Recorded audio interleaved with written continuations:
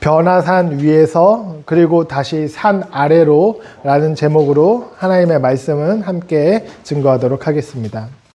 우리가 살다 보면 평소에는 너무나도 평범하고 그리고 굉장히 조용하고 나랑 별로 크게 다를 것이 없다라고 느껴지는 사람이 어느 날 갑자기 결정적인 순간에 너무나도 멋있게 나타나서 얼굴도 막 빛이 나고 알고 보니까 나랑 똑같은 사람이 아니라 굉장히 놀라운 대단한 사람이란 것을 이렇게 깨달은 적, 여러분 그런 경험이 아마 한 번씩은 있으셨을 겁니다. 오늘 본문이 딱 그런 이야기입니다. 제자들은 예수님하고 같이 다니고 예수님하고 같이 생활하고 먹고 마시고 잠을 자면서 3년 동안 이렇게 생활을 했습니다. 그런데 어느 날 예수님께서 높은 산에 올라가셔서 그의 모습이 굉장히 아름답고 영광스럽게 변화가 되십니다. 이 사건을 이제 변화산 사건이라고 하는데요. 오늘 이 변화산 사건을 통해서 하나님께서 우리에게 말씀해 주시는 이 메시지와 은혜를 함께 나누고자 합니다. 먼저 예수님은 1절에 예고를 하셨습니다. 너희들 중에 하나님의 나라가 권능으로 올 것을 볼 자들이 이 중에 있을 것이다 라고 이렇게 살짝 예고를 하시면서 어떤 일이, 놀라운 일이 일어날 것을 말씀을 하셨습니다. 그리고 엿새가 지났습니다. 6일이 지났습니다. 우리 2절 말씀을 같이 한번 읽어보겠습니다. 시작. 그리고 엿새 뒤에 예수께서 베드로와 야고보와 요한만을 데리고 따로 높은 산으로 가셨다. 네. 예수님께서 12 제자들 중에 딱 3명을 선택을 하셨습니다. 베드로하고 야고보하고 요한을 이렇게 따로 불러서 산에 가셨습니다. 왜 이 3명만 부르셨을까요? 이 3명이 12명의 제자들 중에 아주 특별한 어떤 의미가 있습니다. 먼저 베드로는 지난주에 우리가 설교 말씀을 들었던 것처럼 신앙 고백을 했습니다. 그리고 예수님께서 베드로에게 그 신앙 고백 위에, 반석 위에 교회를 세우겠다라고 말씀을 하셨습니다. 그래서 이 베드로는 초대교회 교회의 지도자입니다. 이 초대교회에 많은 핍박과 환난과 어려움이 있었는데 그런 어려움이 있더라도 교회를 끝까지 지키고 책임을 진 사람입니다. 그래서 베드로를 예수님께서 고르셨고, 그리고 이제 야고보를 부르셨습니다. 이 야고보는 예수님의 12명의 제자들 중에 가장 먼저 순교하고 죽은 사람입니다. 가장 먼저 죽었습니다.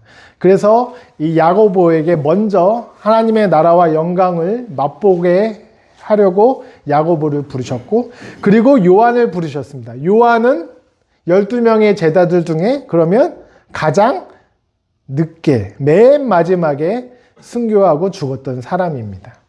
그래서 12명의 다른 제자들이 다 죽었을 때 그 요한 같은 경우에는 죽고 싶어도 죽지 못하고 끝까지 사명이 있었습니다. 특별히 요한 계시록을 완성하고 성경을 맨 마지막을 쓰고 이렇게 정리를 한 사람입니다.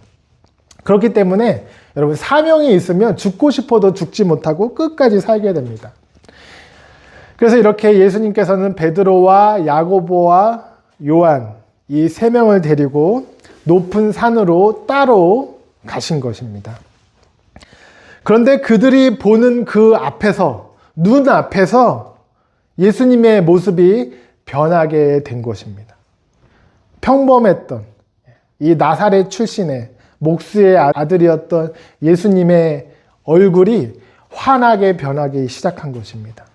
빛이 나기 시작했습니다. 마태복음에 보면 예수님의 얼굴이 태양과 같이 빛났다라고 이렇게 기록이 되어 있습니다. 여러분, 태양을 우리가 볼 수 있습니까? 눈으로 볼 수가 없죠.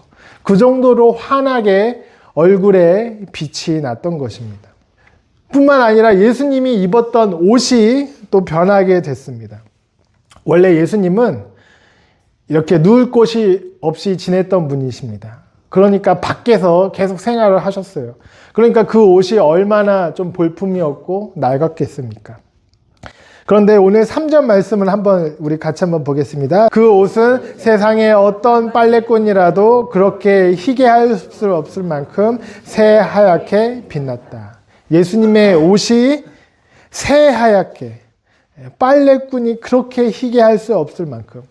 우리가 가끔씩 옷을 이렇게 세탁소에 맡기고 찾으면 옷이 정말 반질반질하고 빛이 나는데, 그것보다 더 환하게 예수님의 옷이 빛이 났던 것입니다. 그러니까 얼굴도 빛이 나고 옷도 빛이 나는 너무나도 아름답고 영광스러운 그런 모습으로 예수님께서 변하신 것입니다.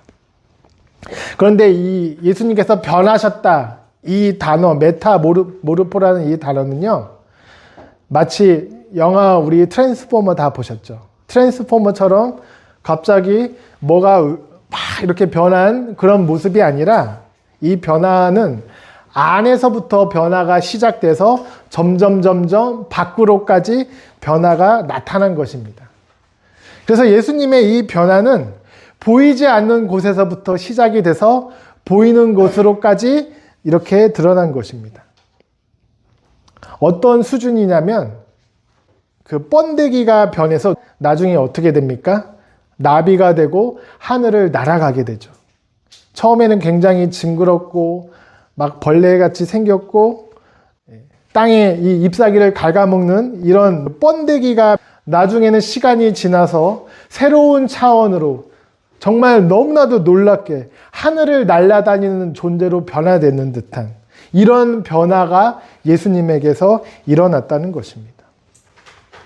그냥 단순하게 화장하고 옷을 깨끗하게 갈아입고 이런 외적인 변화가 아니라 새로운 차원으로 예수님께서 변하셨다는 것입니다.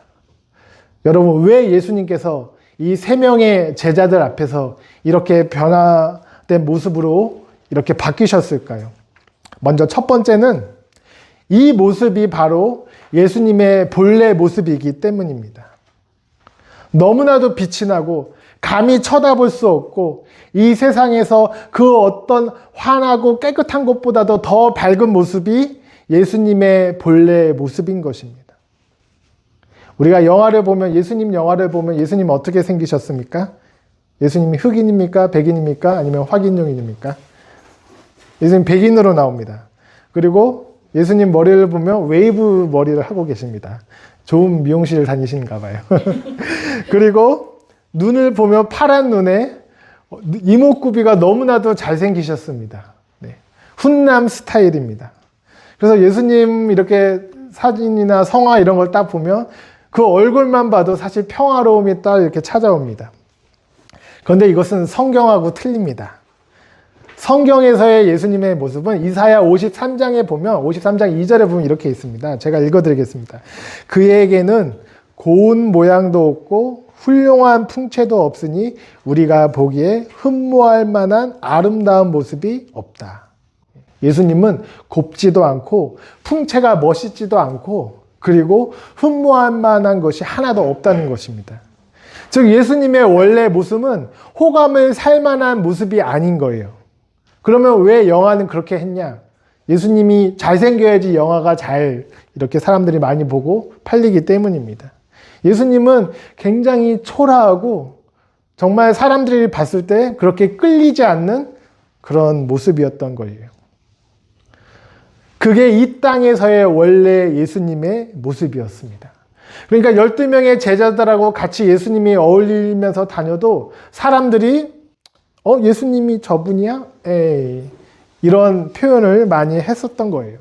그런데 지금 변화산에서 예수님은 이 땅에서의 모습이 아니라 천국에서 하나님 옆에 함께 계셨을 때 그 모습으로 변화되셨던 것입니다. 그래서 제자들이 그 예수님을 보면서 와, 예수님이 이렇게 멋지신 분이야? 예수님이 너무나도 빛나신 분이시다.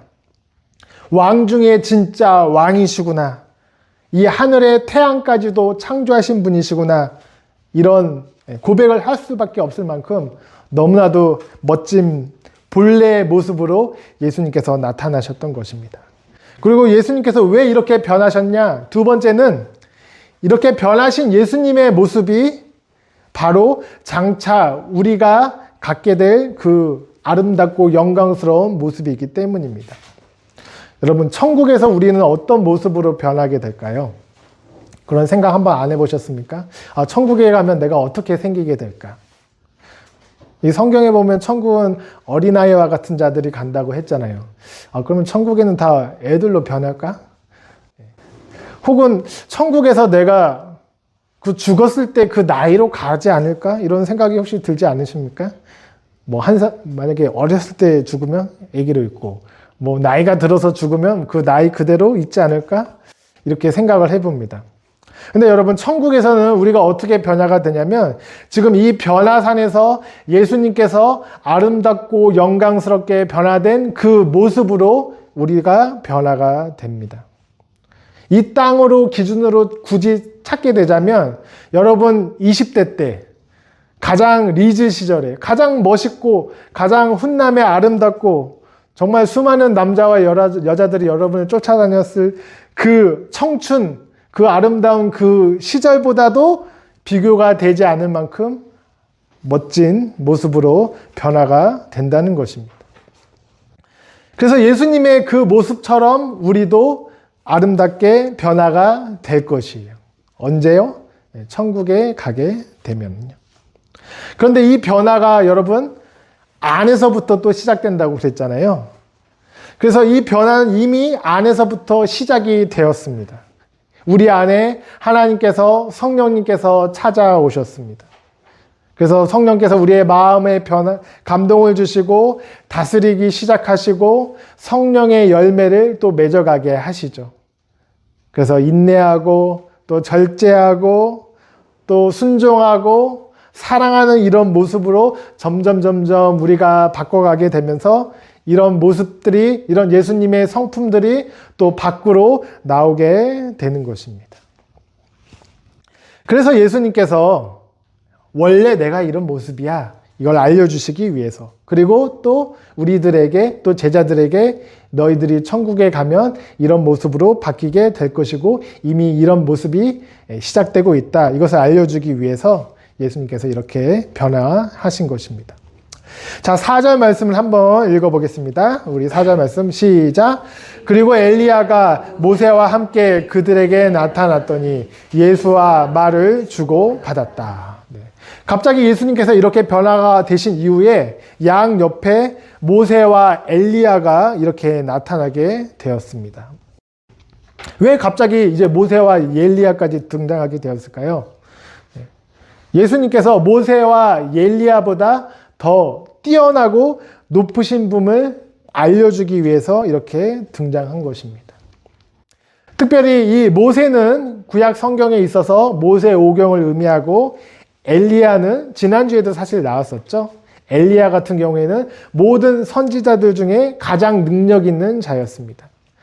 그래서 모세와 엘리야가 이렇게 딱 나타나면 저것은 구약 성경을 의미를 합니다. 율법과 선지자다라고 이렇게 의미를 하게 되는 것입니다.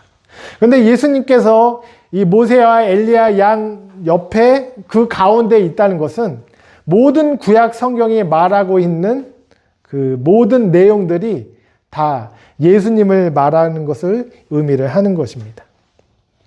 그래서 구약에 나와 있는 모든 예언, 율법, 그리고 절기, 제사, 이런 것들이 다 예수님을 이야기하기 때문에 엘리야하고 모세가 이렇게 등장한 것입니다. 즉 성경은, 구약 성경은, 이제 우리가 함께 읽기 시작할 구약은 창세기부터 예수님이 등장하는 것입니다. 모든 내용들이 다 예수님을 가리키고 있고 예수님을 향하고 있는 것입니다. 자, 이런 가운데 이제 제자들이 어떻게 반응을 했을까요? 우리 5절, 6절을 한번 읽어보겠습니다. 시작. 그래서 베드로가 예수께 말하였다. 라삐님, 우리가 여기에 있는 것이 좋겠습니다. 우리가 초막 셋을 지어서 하나에는 라삐님을, 하나에는 모세를, 하나에는 엘리야를 모시겠습니다. 베드로는 무슨 말을 해야 좋을지 몰라서 이런 말을 했던 것이다. 제자들이 겁에 질렸기 때문이다. 네. 제자들이 반응하기를 또 나서기 좋아하는 베드로가 가장 먼저 이야기했습니다. 랍비님, 우리가 여기에서 있는 것이 좋겠습니다.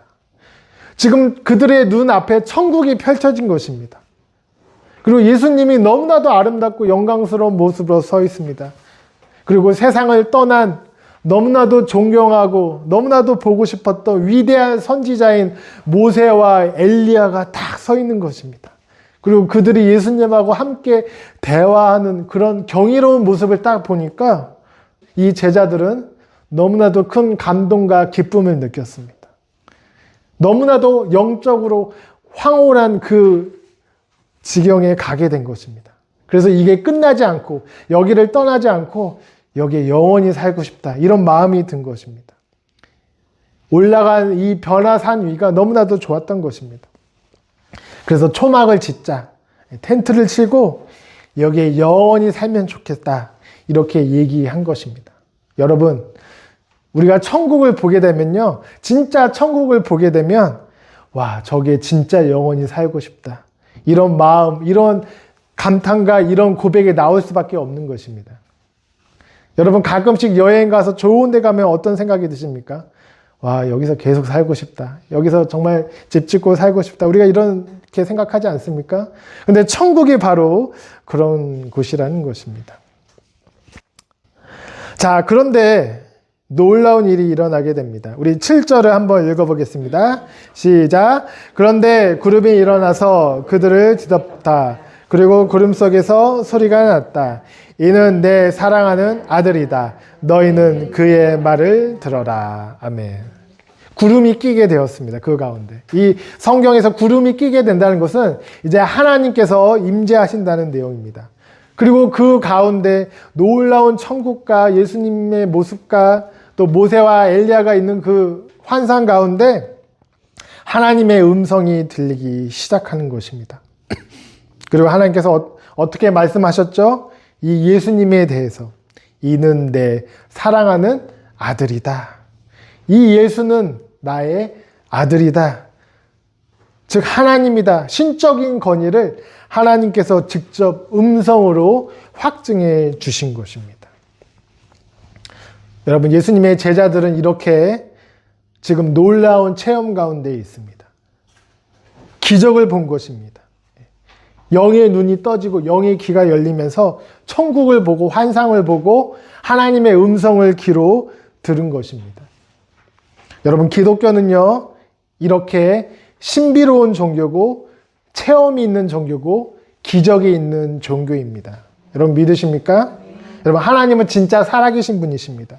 하나님이 일하실 때 때로는 자연 법칙 안에서 우리의 상식과 우리의 어떤 이 세상의 그런 법칙으로, 과학 법칙 안에서 일하십니다. 하지만 때로는 하나님께서는 그것을 의도적으로 넘으셔서 기적과 신비로운 가운데 일하시기도 하십니다. 그래서 지금도 하나님께서는 많은 기적을 베풀고 계세요. 과학과 상식을 뛰어넘어서 특별히 이런 선교지의 프론트 라인에 있는 최전선에 있는 그런 곳에서는 정말로 놀라운 기적과 역사가 아직도 많이 일어나고 있습니다. 이런 얘기가 있습니다. 예수님에 대해서 설명을 해줘야 되는데 글을 모르는 겁니다. 그래서 선교사님이 그냥 예수님에 관한 그런 영화, 무비를 틀어줬대요. 근데 그 부족들이, 그 미개한 그 사람들이 다 모여서 예수님의 영화를 보는데 그 가운데 병든 자가 있었답니다. 그런데 영화를 보는데 영화에서 예수님이 병든 자를 딱 고쳐주는 그 장면이 나오니까 실제적으로 그 영화를 봤던 병든 자가 고침을 받았다는 그런 선교지의 이야기도 있습니다. 여러분, 하나님이 진짜 허락하시면 하나님은 못할 게 없는 분이시기 때문에 놀라운 신비와 체험을 이렇게 막 하시는 분이십니다. 여러분도 하나님이 가능하시면 정말 영의 눈이 열려서 환상도 보고 음성도 듣고, 저도 그렇게 했으면 좋겠습니다. 자, 그런데 7절의 말씀을 우리 다시 한번 읽어보겠습니다. 7절 우리 읽어보겠습니다. 시작. 그런데 구름이 일어나서 그들을 뒤덮었다. 그리고 구름 속에서 소리가 났다. 이는 내 사랑하는 아들이다. 너희는 그의 말을 들어라. 네. 예수님께서 어떻게 말씀하셨죠? 이는 내 사랑하는 아들이다. 너희는 그의 말을 들어라. 하나님께서 직접 이 땅 가운데 정말 등판하셔서 음성을 내려주시면서 말씀하시기를 예수의 말을 뭐라고요? 들어라. 이 화려하고 영광스러운 천국과 환상에 취하지 말고 들어라. 예수의 말을 들어라. 보지 말고 들어라, 여러분. 이게 바로 우리 신앙의 기준이 되어야 될 것입니다. 여러분, 우리 성경 공부했었잖아요. 우리가 인간의 눈으로 이 세상에 1%도 보지 못하잖아요. 0.0003%였나요? 이 가시광선의 이 스펙트럼의 영역이. 그럼에도 불구하고 우리가 정말 이 세상에 1%도 보지 못함에도 불구하고 우리가 보는 것에 너무나도 약하잖아요. 화려한 모습에 혹하기도 하고, 이 보는 것에 너무나도 많이 유혹되고, 이 믿음이란 것이 보는 것에 좌지우지 되면 안 되는 것입니다. 이 하나님의 말씀처럼, 하나님의 음성처럼 너희는 그의 말을 들어라, 들어라. 그래서 여러분, 놀라운 신비와 체험 여러분 다 하셨으면 좋겠습니다. 저도 하나님께서는 때로는 그렇게 믿음을 주시기도 하시지만 결국에는 이 체험과 기적이 예수님의 말씀으로, 하나님의 말씀으로, 성경으로 연결이 되어야 된다는 것입니다. 자, 그리고 8절을 한번 읽어보겠습니다. 8절 시작. 그들이 문득 둘러보았으나 아무도 없고 예수만 그들과 함께 계셨다. 네. 시간이 지나고 제자들이 딱 둘러보니까 다 사라져버렸어요.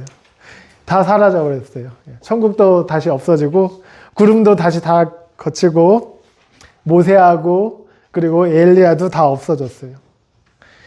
이 땅에서의 영광과 그런 기적과 체험이 너무나도 짧다는 것입니다. 마치 마트에서 시식 코너 갔을 때 정말 이만큼 주고 맛만 보여주고 사라지는 것처럼 이 땅에서 천국의 영광이 이렇게 짧게 끝난 것입니다. 베드로는 너무나도 좋아서 영원히 여기에 살자고 말했는데 정신 차리고 보니까 다 사라져 버렸습니다. 너무나도 짧게 끝났습니다. 자, 그럼에도 뭐가 남았죠? 8절을 보시면요. 아무도 없고 예수만 그들과 함께 계셨다. 네. 정말 하늘나라의 왕과 같은 영광스러운 그런 예수님의 모습에서 이제 다시 아름다운 풍채도 없고 흠모할 만한 모습도 없고 우리를 죄에서 그 모든 죄악을 지기 위한 십자가의 고난을 받아야 되는 그런 연약한 예수님의 모습으로 다시 돌아오게 된다는 것입니다. 그래서 여러분, 믿음 생활을 하는 데 있어서 어떤 기적이나 어떤 놀라운 막 체험이나 이런 감격은요, 물론 하나님이 다 주십니다. 필요할 때마다 다 주십니다. 특별히 초신자에게 또 많이 주십니다. 그리고 막 교회가 세워지거나 정말 어떤 선교지의 그런 프론트 라인이나 이럴 때 너무나도 많은 그런 일들이 일어나게 됩니다. 하지만 이런 놀라운 영광과 기적은 지속되지 않습니다. 짧게 문득 둘러보았으나 아무도 없고 예수만 그들과 함께 계셨다. 이것입니다. 그래서 여러분, 하나님께서 때로는 우리에게 놀라운 기적과 체험을 주시길 원합니다. 하지만 이것이 다가 아니라는 것입니다. 하나님은 우리가 그런 방법으로 믿음이 자라는 것이 아니라 예수님, 즉 말씀 되신 예수님, 이 성경을 통해서 우리의 믿음이 자라기 원하신다는 것입니다. 하늘의 영광은 사라짐에도 불구하고 우리가 이 땅에 있기 때문에 그럼에도 예수님께서 이 말씀을 남겨주셨다는 것을 우리가 기억을 해야 될 것입니다. 우리 9절 말씀 한번 같이 읽어보겠습니다. 9절입니다. 마지막 시작. 그들이 산에서 내려올 때 예수께서는 그들에게 명하시어 인자가 죽은 사람들 가운데서 살아날 때까지는 본 것을 아무에게도 이야기하지 말라고 하셨다. 아멘. 베드로하고 야고보하고 요한이 이제 높은 산에서 어떻게 됩니까? 내려오게 되는 것입니다. 정말 죽을 맛일 거예요. 내려가기 싫었을 거예요. 그리고 또 예수님께서 이렇게 얘기하셨습니다. 본고를 아무에게도 말하지 말래요. 지금 변화산 아래에서는요, 마태복음 이제 읽어보시면 귀신 들린 사람이 기다리고 있습니다. 그리고 예수님을 공격하려는 유대인과 서기관과 바리새인들이 이를 갈면서 기다리고 있습니다. 그리고 예수님은 이제 곧 십자가에 달려 죽으시게 되는 이 앞으로의 사역의 일정이 남아있게 되는 것입니다. 여러분, 이게 바로 우리 성도들의 삶인 것입니다. 천국에 올라가서 예배를 드리면서 하나님의 영광을 맛보고 하나님을 정말 직접 보고 하나님의 음성을 들었다면 이제 다시 이 땅 가운데 산 밑으로 내려가야 되는 것입니다. 진정한 신앙은 산 위에서 아름다운 찬양을 들으며 너무너무 좋은 은혜로운 말씀을 들으며 하나님의 영광 가운데에 취해 있는 것이 아니라 이 땅에 내려와서 귀신하고 싸우고 예수님을 공격하려는 그런 무리들에게도 넘어지지 않고 십자가를 붙들면서 살아가는 것이기 때문입니다. 그래서 여러분, 천국의 환상이 사라지더라도 모세와 엘리야가 다 떠나더라도 그럼에도 불구하고 하나님께서는, 예수님께서는 우리에게 말씀을 남겨주셨습니다. 너희는 그 말을 들으라. 우리 곁에 끝까지 남아있는 것은 예수님과 예수님의 말씀임을 믿으시기 바랍니다. 우리도 언젠가는 예수님처럼 변화될 것입니다. 천국에 다 올라가서 하나님의 영광스러운 그 아름다움을 영원히 누리고 살아가게 될 것입니다. 하지만 이 산 아래 살아가는 우리, 여러분, 변화될 그 날을 묵묵히 기대하고 소망하며 말씀으로 승리하시는 우리 모두가 되시길 주님의 이름으로 간절히 소원합니다.